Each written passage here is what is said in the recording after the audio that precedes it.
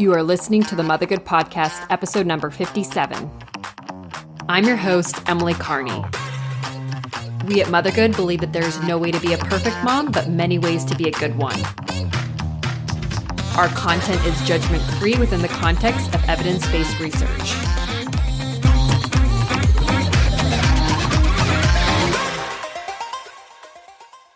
Hello and welcome to another episode of the Motherhood Podcast. We're so excited that you're joining us today, whether you're a new listener or you've been listening to us for a while now. We really appreciate it. And if you have a few extra moments today, we'd really appreciate it too if you would just hit the subscribe button and or rate us in whatever podcast app that you listen to. That just helps us with rankings and gets more visibility as well. So thank you so much for doing that. And I'm really excited for our guest today, Dr. Danielle, who is a pediatric physical therapist. I've been looking at her Instagram page and just all the materials that she's puts online and on her website. And I'm just blown away by all the different things that you can do with children and babies. And I had no idea. So I'm really excited for you to listen to everything, in terms of, purposeful play. I had no idea what that was. And also different tummy time and different things you can do with tummy time, and even different ways that you can help train your kid and use their fine motor skills to help them develop for potty training, just those sorts of things, just to give you a little preview. But as usual, that everything that is this episode, as with all of our medical episodes, are not actual medical advice. There's no doctor-patient relationship formed, and it's purely for educational and informational purposes. So with that, I'd like to welcome Danielle to the show. She is a mom to a sweet, busy 2-year-old boy with a baby on the way. And as I mentioned, she's a pediatric physical therapist with more than 4 years of experience, but I'd love for her to tell everyone about herself. So Danielle, thank you so much for joining us today. Yeah, happy to be here. Thank you for having me. My name's Danielle, and I am a pediatric physical therapist. I created Purposeful Play PT, which is mostly just an Instagram page that I wanted to create to help other parents learn how to play with their children in order to help promote their development.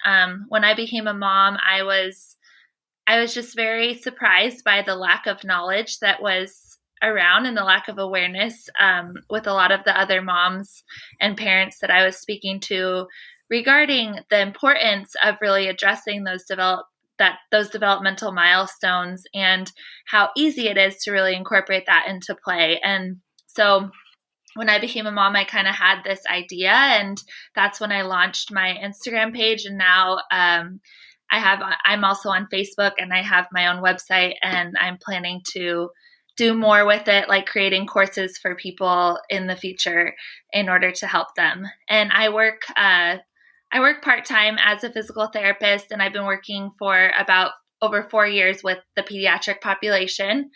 I think that's about it. How did you get interested in pediatric physical therapy? Because I never really thought of that in terms of just normal childhood development. I guess in my mind, physical therapists were more of if you have an injury or you're recovering from surgery, those sorts of things.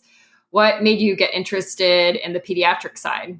Yeah, definitely. I think it's the area that people don't realize that is actually, a lot of times people think of physical therapy and they think of, treating adults with injuries. But I actually was involved in a program where we would go to Mexico in my undergrad. I went to a school in Southern California, and we would go to Mexico and do physical therapy on kids with special needs who couldn't afford it. That's actually where I also met my husband, which is kind of a cool story. But nice. That's really where I felt like I really saw the impact and the just how rewarding it can be. A lot of the children had severe special needs that we were working on, and really just the simplest things like placing your hand on them or just, giving them a gentle stretch just made such a difference in their lives. And so I feel like that's really where I kind of found that passion. And I felt like it was just a lot more rewarding. And I felt like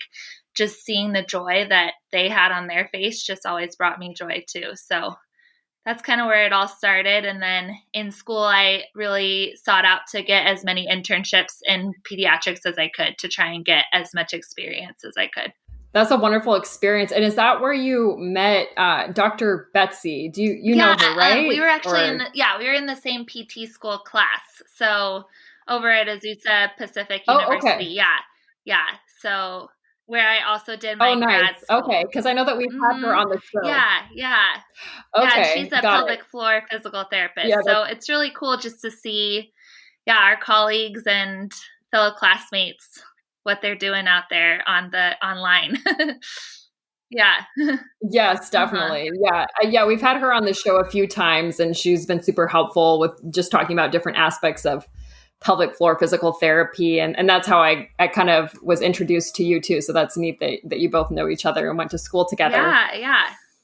So I'd love to dive into your passion, and that's talking about the purposeful play. I know that you have an Instagram account to promote that. It's at purposeful_play_PT. So if anyone listening wants to follow her along, I'll also link it to the show notes and link it on our Instagram as well. And her Facebook is Purposeful Play PT.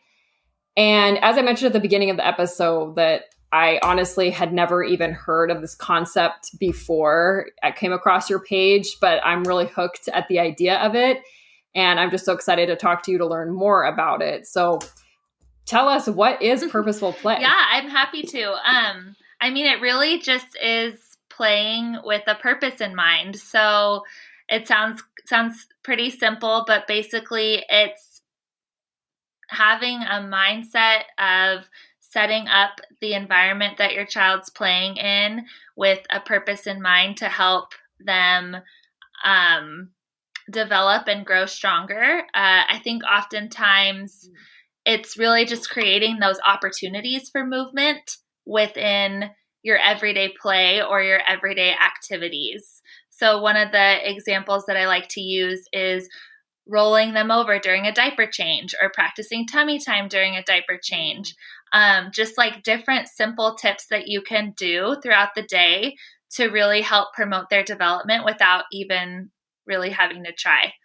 That's really cool. So when I'm listening to that, it all sounds great. And I wish that I knew different ideas to do with kids. But at the same time, sometimes, at least for me, it kind of feels a little bit overwhelming. Just the thought of, how can I incorporate something that will help them practice their gross motor skills or fine motor skills, those sorts of things. So I thought it would be great if we could just go over different purposeful play ideas. I know you talk about them on your Instagram page and on your different social media pages. So I thought just in terms of practicality, to give everyone an idea and also, to help myself, let's just go over some of the different age groups. I know that you break it down on your websites for 0 to 3 months, 3 to 6 months, 6 to 9 months, 9 to 12 months.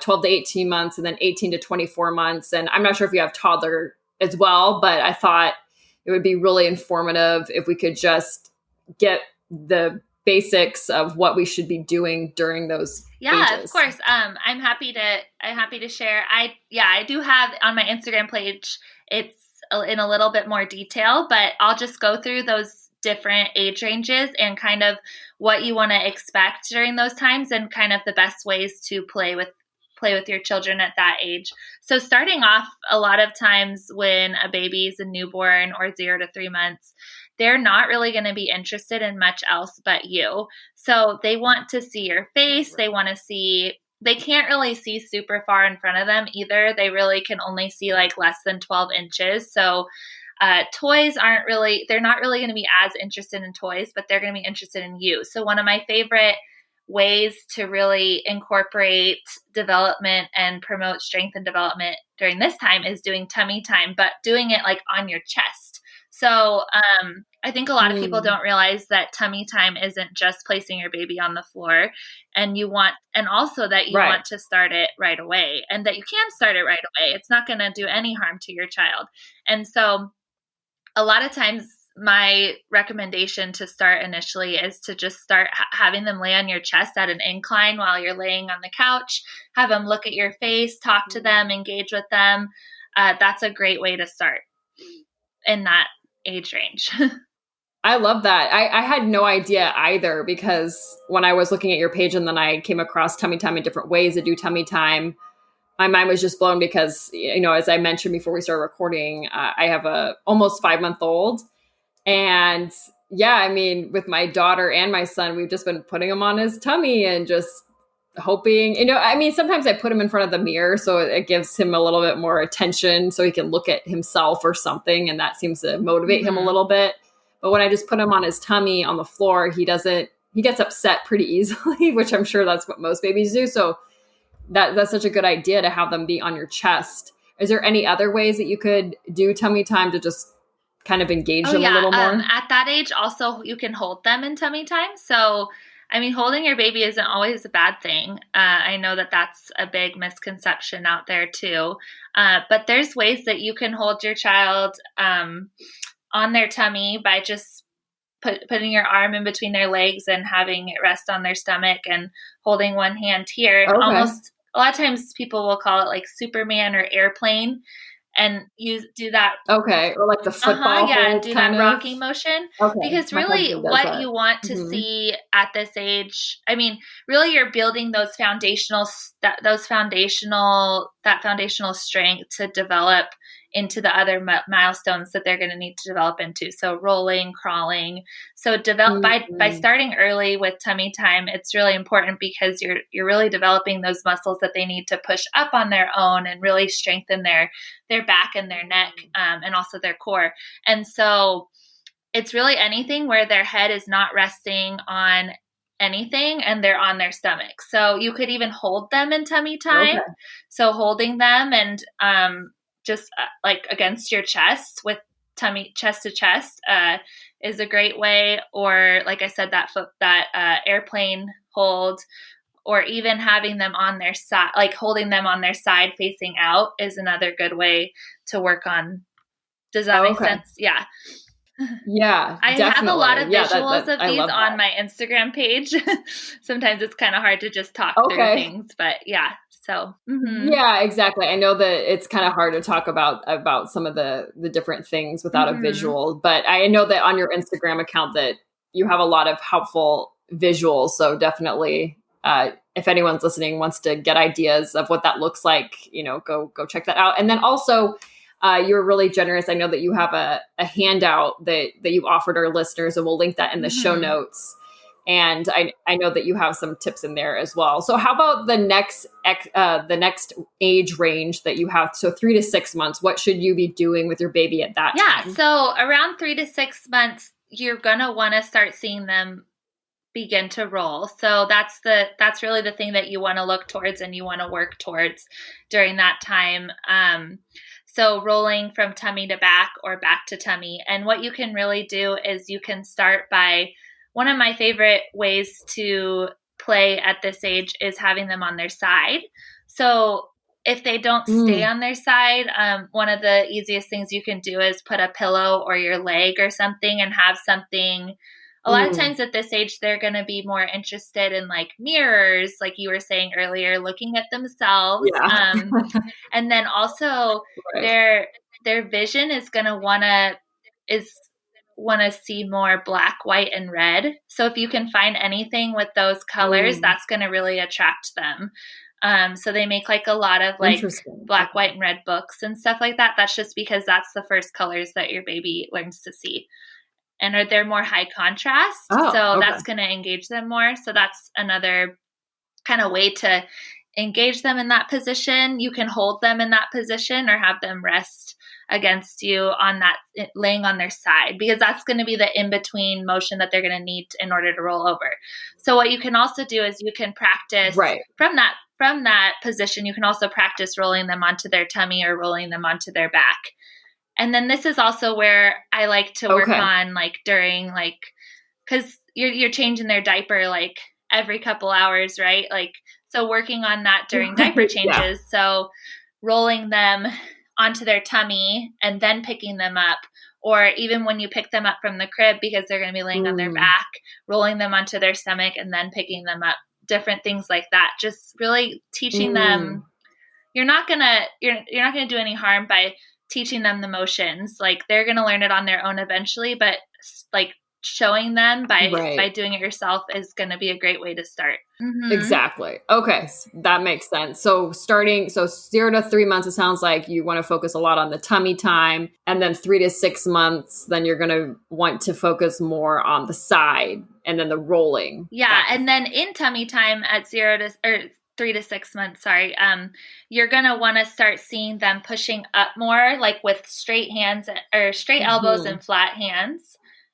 So some ways to work on that is doing tummy time over like a boppy pillow where they're able to really like push up through their hands, or even over, or even over your legs, like different things like that to try and really develop that arm strength. Mm-hmm. Okay. Yeah, that makes a lot of sense. And then what about the next age range? So 6 to 9 months, what should we be doing in that age range? So this is when our babies really are going to start wanting to move. So, 0 to 6 months, a lot of times there's not a ton happening, but you want to see them rolling by now, ideally in a typically developing child. But there's very large range. I always like to say, just to make sure that people know that there's a very large range of normal as far as development goes. But this is just very general and explaining what I would hope to see in a typical child from a physical therapist perspective. But anyways, from 6 to 9 months, you want to start seeing them begin to crawl or really just start inching their way forward on their tummy. And then also a lot of times you'll start seeing them begin to sit up on their own at this age. There's a lot of things that you can really work on at this age, but a lot of times what I like to do is really work on getting them on their hands and knees, what you can do is doing different things like playing just on your hands and knees over a pillow or over mom's legs, or and then also if you start noticing that they're trying to inch forward, like a lot of times what I've noticed is that babies will get really frustrated on their tummy because they really want to crawl, but they can't. So they're like, That's what my I really want to go forward, but I can't because they don't have the proper strength yet, and they don't properly know how to push off of the floor with their feet in order to go forward. Exactly. Yeah. So, one of the things that I like to do is either put their feet against like a couch or like a wall or something, and have them, when they do start wiggling and stuff, they're going to naturally push their feet against the wall, and it's going to push them forward. One thing you can also do is put your hands against their feet and have them bend their knees and push forward. And that'll teach them kind of like the input that they need in their feet in order to go forward. And then eventually they're going to learn how to do it from the ground. It might take some time, but that's a good way to teach them that. And then also a lot of times crawling is going to progress. Most times the baby starts by pivoting. So pivoting on their tummy. So meaning like going in a circle on their tummy. And then they might start pushing themselves backwards, and then they'll go forwards. Oftentimes, it doesn't always happen in that particular order, but that's oftentimes what you see. And so a good way to work on this is just putting toys like in a like a rainbow arch around them when they're on their tummy, so that they're inclined to move towards that direction. Okay. Is there a toy that's like that, or how could I, like, for example, how could I easily access a rainbow arch like that? Like, or do you make it? It'd really be like finding their favorite toys and placing them placing 5 different toys in like an arch. Does that make sense? Yeah. I guess I'm wondering, where do you get the arch from? It wouldn't be like, how do you make it? It wouldn't be like you wouldn't have to have like an arch necessarily. You could just put the toys in that position. Yeah. Oh, I see. Sense? Okay. Yeah. So you could do it. Yeah. Well, no, because they'd be on their stomach. So you want it to be on the floor. Does that make Oh, sense? I see. Okay. I guess I was thinking a different visual. So I got it. So you put them in on the floor, so then it motivates them to go get those Exactly. objects. Yes. Yeah. But in Okay. in a way where it's going to be in like an arch so that they want to pivot towards it. Yeah. Right. Okay. That's kind of where the it's amazing when they're purposeful motivated. play comes into play. Yeah. Got it. Okay. Yeah. It makes sense that if they're motivated and they see something, then they're going to want to, it motivates them to go get it. Yeah. It's a lot of right. Motivational play. Yeah. Got it. Okay. And then how about this sitting up during that time? What are your thoughts on like the bumbo chair? Is that good, or should you like help them sit up, or is that just something that they're just going to learn automatically? So as far as sitting up goes, that's one thing that babies a lot of times have an easier time learning to sit up on their own in one position than learning how to get into that position. So, okay. I'll just start. One thing that I recommend is not just placing your baby in that sitting position, because they're going to learn that. They're not, the thing that's hard for a lot of babies to learn is going from their back or from their tummy into that sitting position. And if they're going to get frustrated if they want to sit, but they don't know how to get there, because babies love sitting up and playing because they can see everything. Like, you're not looking at the ceiling, your face isn't in the floor. But if you're just forcing them into that position, they're not going to learn how to get there. So I like to encourage people to really try working on that transition, or instead of just placing your baby in sitting, laying them on the floor and then sitting them up. So don't place your baby directly in sitting. Place them on their back or on their stomach when they're on the floor, and then have them get up on their own. As far as learning how to sit on their own, a boppy pillow is a great. I think the boppy pillow is great because they still have the freedom to move around and they still have that support, where they can. It's not as restrictive. As far as the bumbo seat goes, it's not my favorite because any of the baby seats are not going to teach a baby how to sit, because they're putting the baby in a position where they're like fixed in that position. So they're not learning, their muscles aren't properly developing in order to be able to sit up on their own. And also a lot of times the way that the seat's made is putting their pelvis in like what's called a posteriorly tilted or like slouched position that isn't helping to properly develop the muscles to be able to sit up. And then also a lot of times they're not allowing for proper hip development either. So there's a bumbo multi-seat, I think, and then there's also one called the up seat that is better, but I still don't recommend a baby seat because there's so many other ways you can support your baby in sitting, like I said, with the boppy pillow, or even with like pillows around them, or sitting against a couch or something like that. Okay. And then I know that I wanted to ask you more about the transitions, because I know that you talk about that on your page about how transitioning is actually really important. So that sounds like what you're talking about right now is kind of referencing that transition. So maybe we can just jump ahead briefly so you can kind of explain what that is, the transitions. Yeah, so transitions just means like a lot of times there's static positions, so such as just sitting in one place or standing in one place.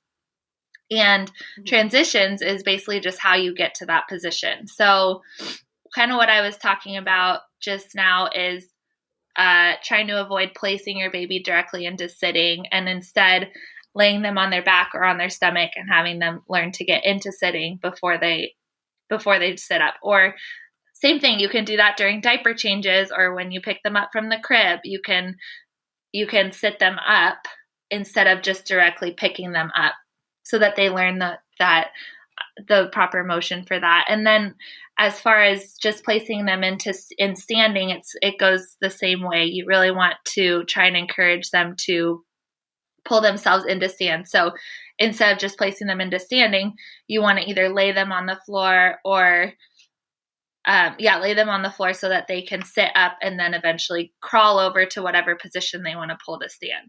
So really just trying to be purposeful about the way that you place your baby on the floor in order to help them learn those different skills on how to get into those different positions. Does that make sense? Yeah. And then is that important because then they're using those muscles to help them transition? Is that from like a physical therapy standpoint? Is that why it's important working on the transitions? Yeah. Well, first they could get stuck in that position and not know how to get out. Or also, yes, from a physical therapist perspective, those core muscles that they need to sit up on their own or to go into standing are very essential for crawling and walking and other different skills that they're going to need to have later on. Mm-hmm. Okay. And then when you're talking about have them sit up on their own, I know that we're going to post this video on our YouTube, but for anyone who's listening just on the podcast, the audio, are you pulling on their arms gently to have them kind of like do a sit up? Is that how you get them to do it themselves? It's a little tricky to explain, but what you want to do is you want to roll them onto their side and then sit them up. So that's the best way that you want to teach them how to sit up so that they can push up on their arm into sitting. Mm-hmm. Okay, so you're basically guiding them through those transition phases. Right. Uh-huh. Got it. Okay. Yeah, and then eventually you want to encourage them to do it on their own. Mm-hmm. Okay, that makes sense. Great. So going back to the different age ranges, I think we're on the 6 to 9 months now. So how about in the 9 to 12 month range? What are some things that we can be practicing with our kids? So once they're learning to crawl, some different things that you can do. So usually like between 9 and 10 months, we want to see babies starting to crawl on their hands and knees. And so some things you can do to help with that is have them crawl over your legs or set up like a pillow obstacle course around your living room where they can basically like crawl over all the pillows in order to encourage that. A lot of times one of the main questions I get is how do you go from army crawling to hands and knees crawling? And around this age is when you're going to start seeing that. And then it's very like 9 to 12 months, you see a lot of skills emerging because oftentimes this is also when you're going to start seeing them pulling to stand on furniture or, and then once they're on their feet, they're wanting to, go into cruising or rotating to pick up a toy or sit or figuring out how to go from that position of standing with support to being on the floor. So there's a lot of different things, but I think the main skills to work on that you can work on in this is doing that. The setting up like an obstacle course for crawling is a great purposeful play method that you could do at this age. And then also working on playing in different positions. So I mentioned the hands and knees, but you can also work on playing on your knees. So at a surface on your knees, you can use like a diaper box or a laundry basket, a lower surface. A lot of times it's going to be easier for a baby to pull themselves to stand on a lower surface before a higher surface. So I have a post on this, but different things you can do is you can take out the couch cushions and have them practice pulling to stand or playing and kneeling without the couch cushions until they're like ready to go to a higher surface, like with the couch cushions. So that's kind of a simple way that you can work on that if that's where your baby's at in their development. Right. Mm-hmm. Okay. That makes a lot of sense. Wow, I'm learning so much. I'm so excited too, because especially since I have a baby too, so I'm just making notes and I'm just going to make sure I do all of these things as my youngest James is growing in these different ages. It's a lot of information all at once. I guess that's good. It's recorded because people can replay it. Yeah. Exactly. And then your handout is super helpful too. So anyone listening again, we'll have the handout it linked in the show notes. And then also, obviously, anyone can visit your social media pages or your website too. So how about the next age range? It's 12 to 18 months that you divide up on your different sites. So what should we be working on during that? Or I guess not working on, because the whole thing about is your whole site and your whole idea is purposeful play. So how should we be playing with our children? Right. Yeah. What are some play ideas So around just like around 12 to 16 months is when typically babies start taking steps. I think a lot of people think that the range is a lot lower, and you can see babies start taking steps earlier than that. And a lot of times I will recommend a PT intervention if they aren't walking by 16 or 17 months. So that's kind of like I was going to ask you, what age do you think that they should be for sure? Because I know a lot of parents listening are probably also checking it off, saying, "Oh, is my kid's doing that on time and everything?" Because that's a big worry. Right. So that's really good. It's a big range, really. A lot of people are worried if their baby's not walking by their first birthday, but that's really on the lower end of normal. So, and oftentimes during that time, the baby, a baby. It takes a while for them to develop, but then they just get it one day. So right. Yeah, it seems like they just do it overnight. Suddenly they're just not walking. And then the next day, at least it seems like that from my friends with kids, they're not walking at all. The next time I see them, like a week later, they're walking. Yeah, suddenly. And then also a lot of times, this will be good for listeners to know, but your first steps do count as walking. So like a lot of times, this is the same with crawling, the same with rolling. Sometimes you see them roll and then you don't see it for like a week later, because it's like, and then they start just really getting it. Like, so a lot of times, like what happens is they'll take their first steps, and so they can do it, but they might not do it all the time. So, I mean, it can take months for them to be fully independent walking on like down the street or something like that, like they're going to start by taking a few steps at a time until they build up that confidence and that strength to be able to just take off. So, yeah.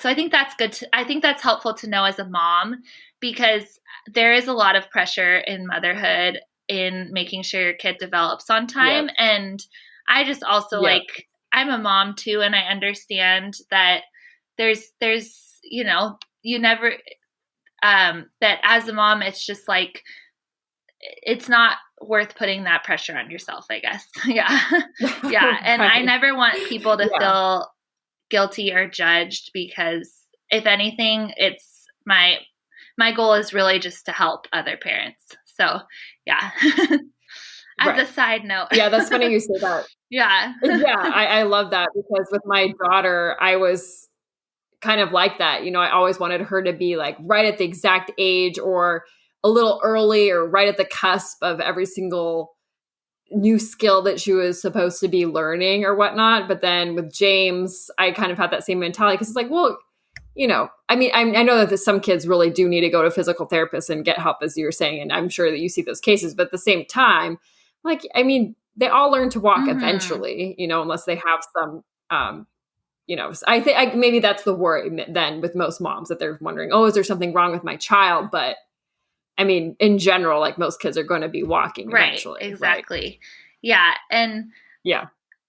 So, I mean, as far as walking goes, the biggest like building blocks to walking that I feel like are important to address is, so you want to see them start to pull the stand, and then you want to see them cruise, which is cruising along furniture, which is when they take like side steps along furniture. We call that cruising in the PT world. And then eventually they might start like going from like a table to a couch or something, like a little bit farther apart. And then as far as standing goes, you oftentimes don't see them standing on their own until after they start taking steps. This doesn't always happen, but it kind of goes hand in hand. So at this age, at 12 to 18 months, you're really going to start seeing steps and standing, and they're going to want to be on their feet a lot more. So some things that you can do to some play ideas as far as this goes is you can have them stand with their back like against a wall or something with support, and or even standing towards a wall and putting like suction type toys. Like I really like squigs, or like there's some other different suction toys out there, so that they're playing with support, but it's at like a vertical surface. So that's a good way to work on that standing balance. And then you can do the opposite where their back is against the wall and they're playing, and then they might even start taking steps towards you from that position. A lot of times. Okay. They're called twigs, you said? I've never heard of those before. They're great. You can use them for a lot in physical therapy. But they, it's by Fat Brain Toys is the company. So they suction to the wall or really to any like sticky surface, and so they're fun to play with at any age. The name sounds fun. But and then a lot of times I also recommend so as far as starting to take steps, since that's kind of where we're at in this age range, some different ideas. You can have them start taking steps towards like a couch or like a soft surface where because they're not going to know how to slow down as much in the beginning. So what I would do is I would just like hold my son away from the couch like a little bit and then just let him go and see. And he just like would basically like tumble towards the couch, but he was stepping. But it wasn't quite controlled yet. So that's a good way. And then before they're like ready to go on their own as far as that goes. So I would say holding them and having them go towards a couch or something like that. And then also having their back against the surface and going towards you. And then you can start kind of having them walk in between like another person, you and another person, or you and your spouse or whoever, just doing very, very little distance at first, and then gradually increasing the distance as that goes. And then one thing also to touch on that I feel like is very important is not to make sure to not, like, a lot of times people think that holding their kids' hands above like their shoulders is like, I've seen that. I've been guilty of that and myself. It's really hard to not do it. But there's something called nursemaid's elbow that happens in children, and it's basically an elbow dislocation because, and so a lot of times, like one way, the main way that happens is like by swinging your kid like from their hands, but it can also happen if you're accidentally pulling up, because those joints aren't fully developed yet. So it's something that I think a lot of people don't know about. So what I recommend is if you're going to hold them by their hands, holding them either at shoulder level or below, or holding them at their shoulders or at their hips is really one of the best ways to really work on that. Because then they're also not dependent on your hands.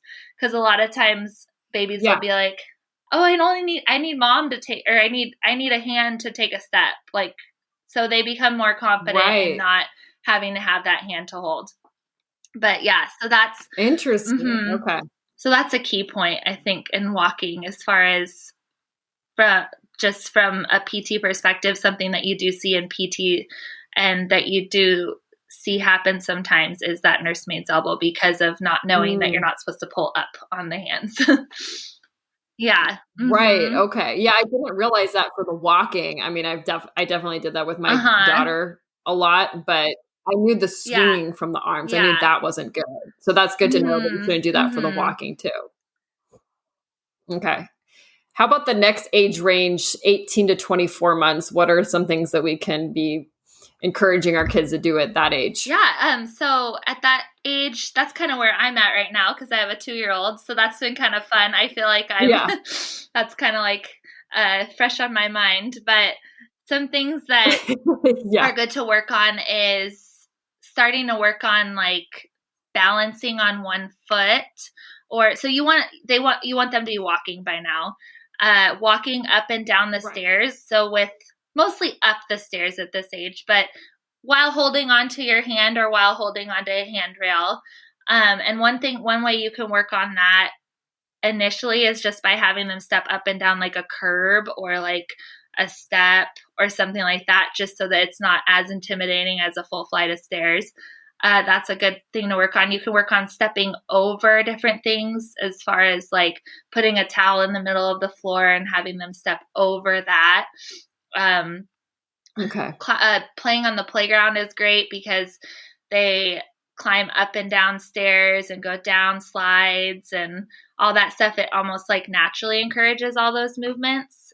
Working on like kicking a ball is good. So like when like bringing a ball on your walk in the neighborhood and having your kid kick the ball as they go is always fun. And that's a good way to work on balancing on that one foot. Yeah, those are all great. And yeah, I just, as you were saying that we just got a little soccer ball for my daughter. She's 3.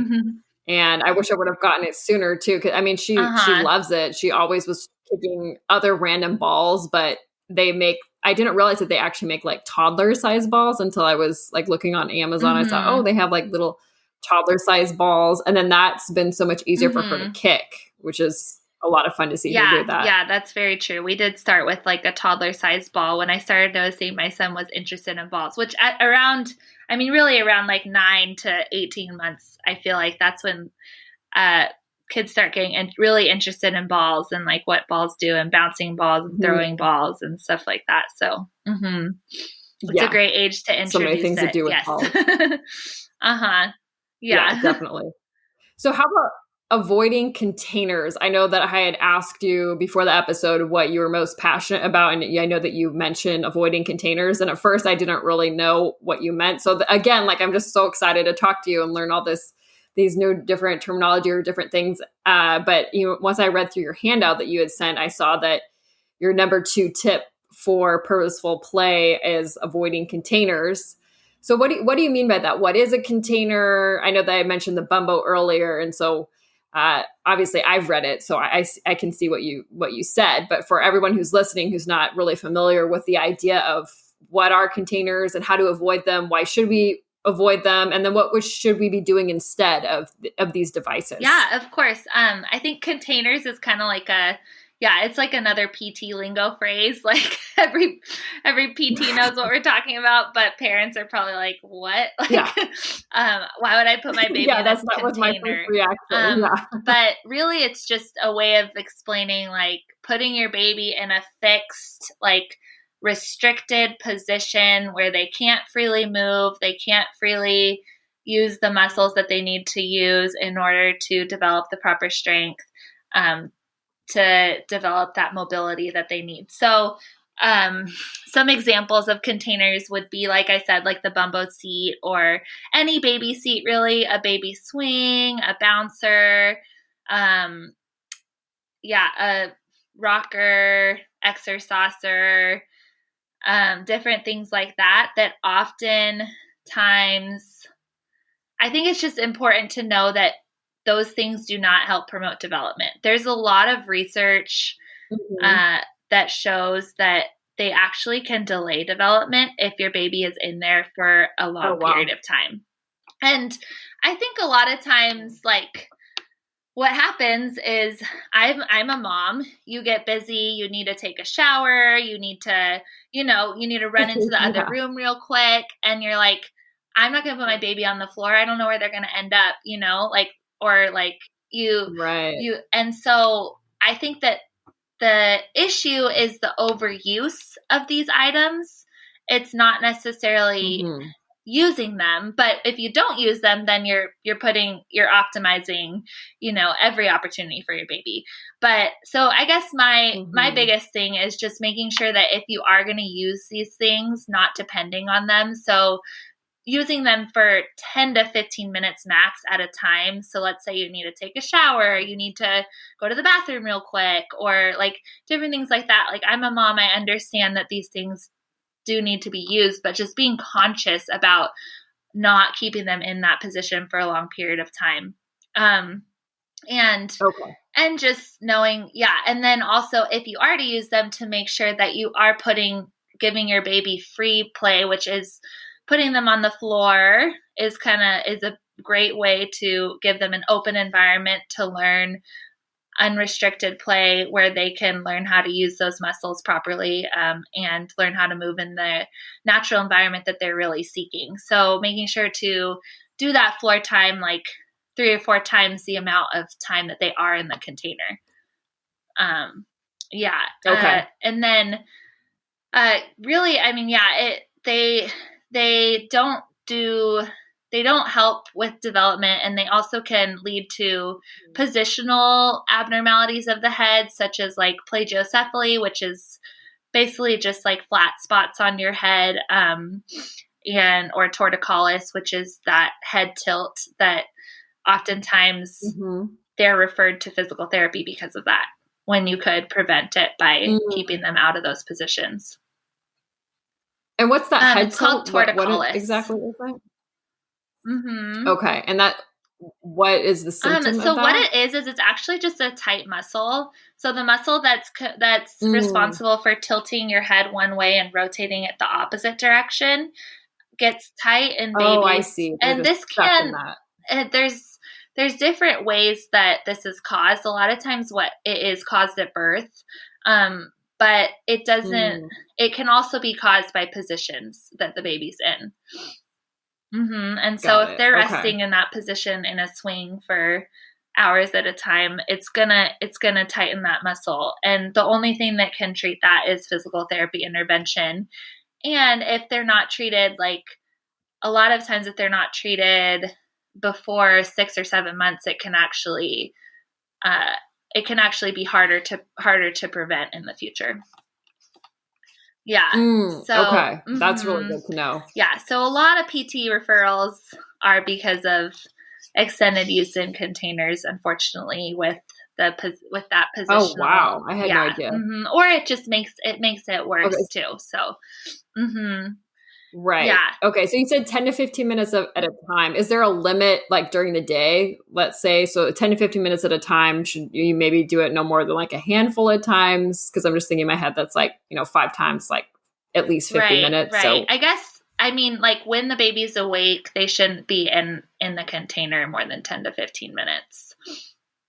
So it depends on the baby's age, how often they're awake, but I think that the important thing is making sure to really take advantage of those times that they're awake, that they're playing on the floor. And so as far as alternatives to containers go, a lot of times I'll have moms or parents say to me like, but I can't put my baby on the floor because there's a dog or there's a crazy toddler. Like, what else am I supposed to do? And you can, right. A lot of times I recommend a pack and play, because they're still able to freely move around in a flat surface. And you just put a bunch of toys in there, or you hang something from the top, or put a mirror in there, or something to entertain them. That is a great way to also create that free, unrestricted play. Or a play yard. We used like a baby gate for the longest period of time to just block off our living room.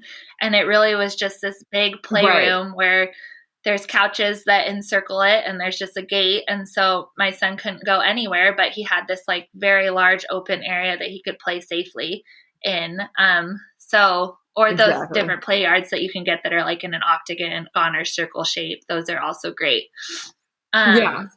Yeah, definitely. My sister has one of those. Those are great. Yeah. So, okay. So out of the containers onto the floor, try to stimulate them on the floor. I do get it though. I mean, as you were saying, it's can get tiring if you're just trying to constantly entertain your baby, but maybe if they just have like different things that they can play with on the floor, then that'll kind of keep their attention. Do you have any favorites, I guess, of, I know you had mentioned that. What was that thing? The suction cups on the wall? The squigs. Yeah. The squigs. Yeah. Are there any other, I guess, go-to toys that you have or things to entertain kids on the floor so that they are more entertained or stimulated? It kind of just depends on the age. I do have like a toy guide on my Instagram page that I did for the holidays that has like some really great ideas for each age. But I think anything that really the simpler the better, but things with mirrors, things with black and white, those seem to really engage kids. Things that make noise, different things like that are always great. Like I love like the tummy time mirrors, or there's these new tummy time water mats that are out.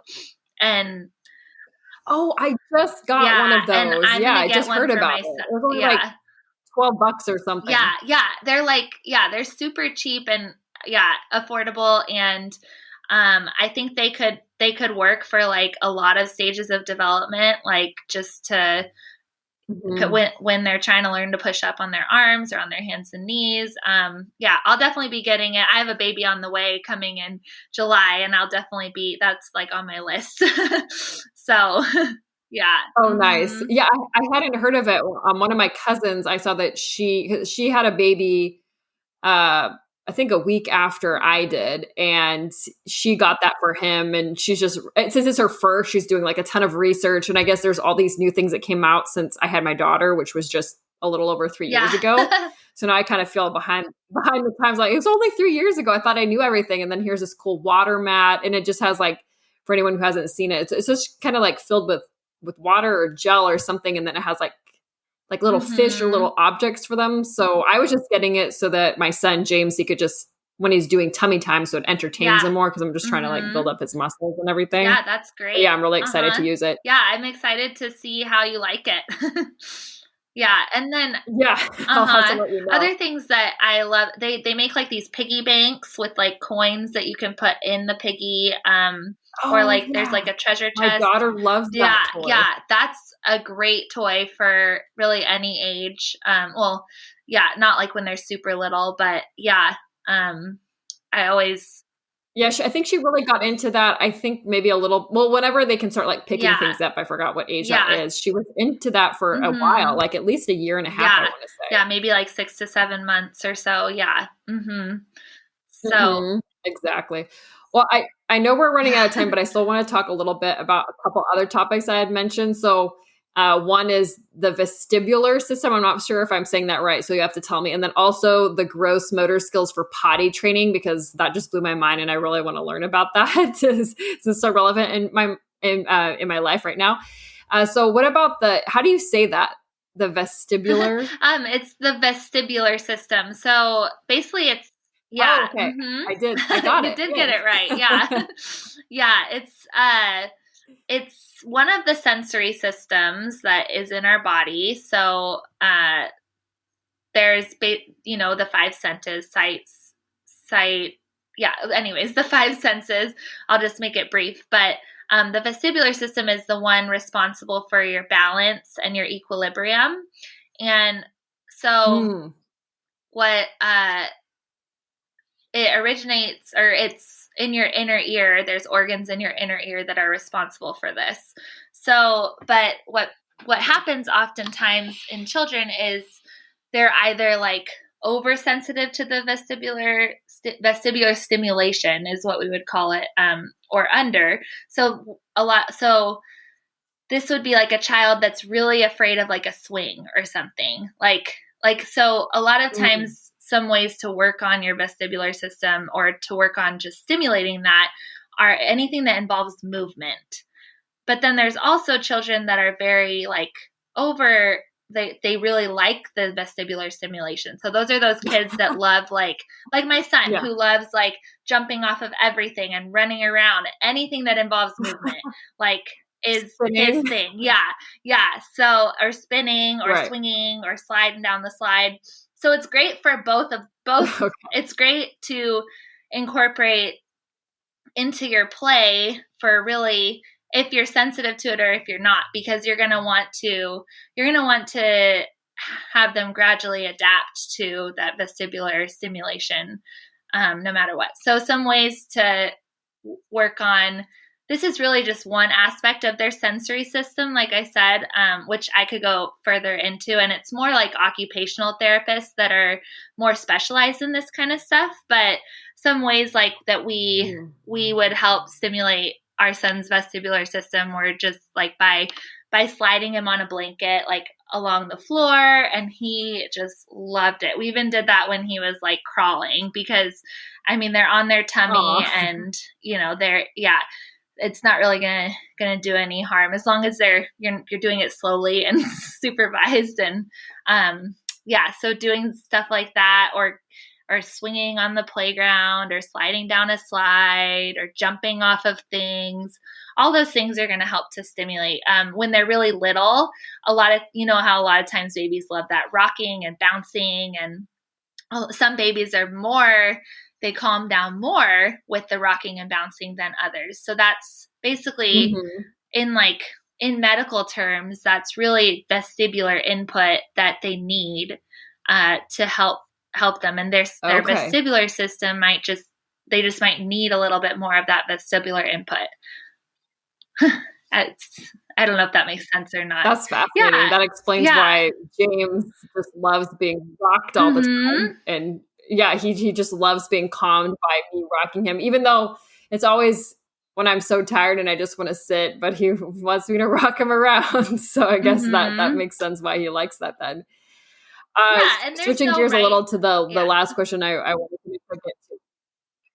Oh, go ahead.